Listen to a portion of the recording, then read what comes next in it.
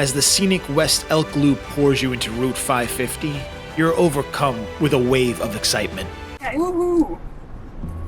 I'm sorry. Thanks, Nina. Soon, the evergreens get slashed by golden aspens, and you're birthed into a glacial box canyon. This is the one and only Telluride, Colorado. Telluride is a surprising city of firsts. It has the first bank robbed by Butch Cassidy, the first American Via Ferrata, and was the first city with electric streetlights due to Tesla's first hydroelectric plant that's still around today.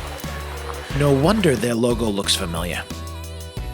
While a massive tourist destination, Telluride has consciously maintained its authentic mining town grit against all odds.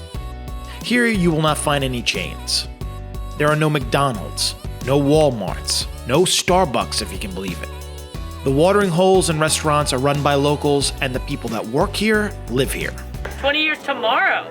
Oh, congratulations. Yep, 20 years tomorrow. That's awesome. I started when I was 7. It worked out really well. What allows Telluride to do this is Mountain Village, the other side of town 11 minutes up the free gondola. This family-friendly retreat is a city upon itself, full of all the resorts, restaurants, and Starbucks you could want, letting the city below be itself without any influence. That said, Mountain Village has its own polish and charm, so I was happy to meet up with Todd Campbell of the Madeline Hotel to show us around some of the finer features. But first, a drink. Hello. This is magic. Welcome to take one if you'd like. This is our Palisade Highball. It's house-made Colorado peach and wild sage shrub, and then a little bit of a Rocky Mountain Soda Company peach cream soda with a little bit of toasted sage on top. So yeah, nothing fancy. This is awesome. Yeah. Madeline Hotel does everything as well thought out as their house cocktails. From their anything but standard rooms up to their full multi-bedroom apartments that are complete with chef-level kitchens, washers and dryers, even Warhols hanging above the toilets, this place is a stunner, right down to the picture-perfect views from the windows, which only entice you to discover the town. So I met up with Tom Watkinson, better known to the locals as Telluride Tom, the unofficial mayor of the mountain. But first, another drink. So we've got a distillery here in Telluride. They do a whiskey, a vodka, an agave, a gin, and what they call a chairlift warmer. This is Orion.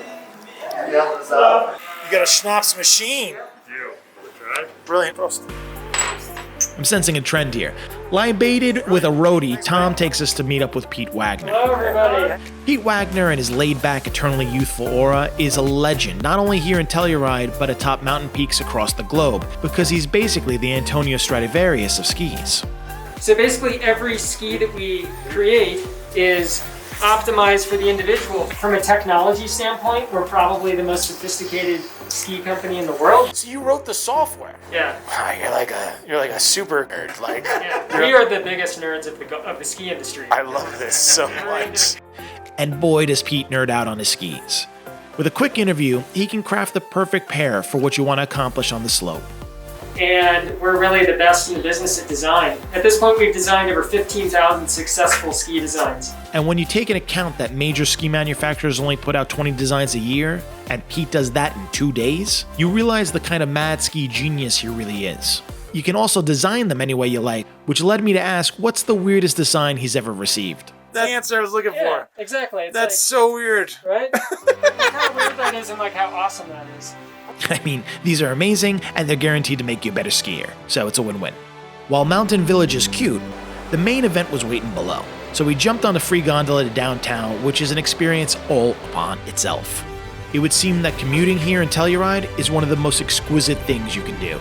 First, you climb up to San Sofia Station at over 10,000 feet, which affords you views of this dramatic landscape that you can't get anywhere else. Here you see the immense beauty that Telluride surrounds itself with, cradled deep within a golden Rocky Mountain valley. The gondola is truly one of the coolest things to do here, and the only downside to this ride is that it's over in an awe-inspiring 11 minutes. We were swiftly moving to our next adventure, but first, a smoke. I ducked into Telluride's premier weed shop, the Green Room, to see what locally grown goodness was going on and to get the scoop on how the town was doing during COVID. Has it been busier because of COVID or less? No, it's been way busier. For sure. They got more smoking time on their hands. Totally did. Fully stocked, we made our way towards the base of the Bridal Veil Falls to climb the very first Via Ferrata in the United States. What's a Via Ferrata, you ask? During World War I, when Italy and Austria were fighting in the Alps, they figured out a way to move troops through the mountains fastest was actually to put rungs into the mountainside, like ladders, to build ladders on the rock walls. And so one of those guys, named Chuck Kroger, he went to the Alps and he learned about all these Via Ferrata that are there. Now people do them recreationally. Yeah, this masochist, Chuck Kroger. He built this without telling anyone. Forest Service discovered it and they were like, let's tear this down. We can't have this. This makes us liable. And the guiding companies, Mountain Trips, all the guiding companies in the area came together and they're like, we will make this safe. So they rebolted everything, tested everything, and they created a safety standard for Via Ferratas in America, and that standard is called the Telluride standard. And is the Telluride standard the highest standard? Let's go. Enough questions. We're gonna go. Okay, great. Confidence at an all-time high, we started our ascent up to the trailhead.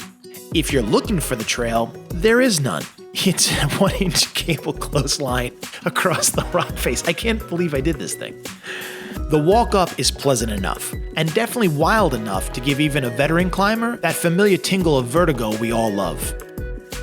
Soon, we were at the start, where our guide Wiley gave us one last bit of information about our hike. That point, it kind of, the trail kind of goes away, and when that happens, there are going to be rungs for your hands and feet. I'm sorry, what? And you're going to be clipped in for those dangerous parts. Okay, so you're wondering what that looks like?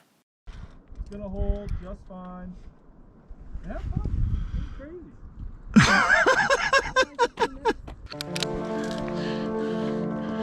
My feet are too big.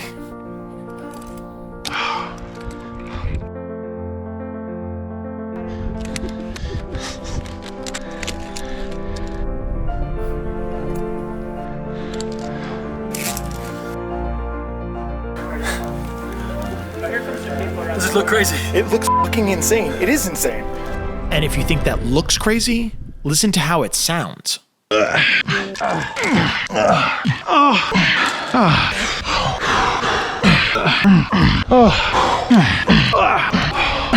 my god. How you guys doing? Good. Okay, so I'm from New York, so a 5th floor walk up is about as much climbing that I'm used to. This, to me, was insane. Like when I first started taking people on it, I was like, are you kidding me? Like, we can't take people on this, you know? This is suicide. And then you take people who aren't like climbers or, you know, people who don't even do that much hiking. Right. We take them up here and they do fine. Yeah. It's pretty And while I'm sure some people are right at home hanging on a metal rung 600 feet in the air, the experience definitely requires 2 pairs of underwear for others. Here. Yeah.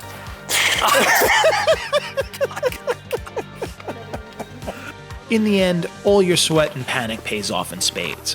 Thankful for the incredible photo ops you'll get. Finally being able to post something more interesting than your Eggs Benedict. Through the fire and on the other side, there was really only one thing to say. That's a hell of a ride.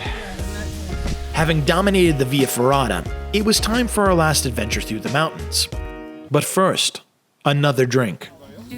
Back in town at the Back Alley Barbecue, my spirit animal and personal physician, Telluride Tom, prescribed me an off-menu drink called the Mitch Morgan. Oh, hell yeah. Which is an ice-cold bourbon in a bacon grease-lined shot glass. Just dunk that in there real quick.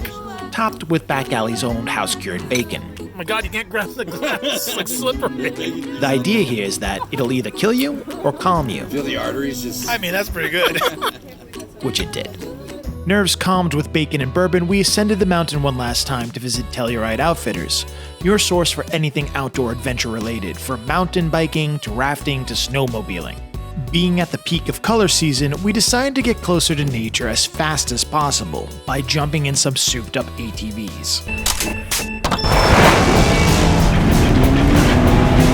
Before I knew it, I was slicing through the backcountry through golden alleys of glory, wind whipping through my hair, having me only able to say, There's a lot of ways to see Telluride, but I gotta say, this is the best. Definitely the fastest.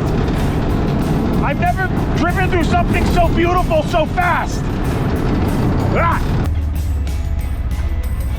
That's pretty rad, man. Sweet. Yeah. Sweet indeed.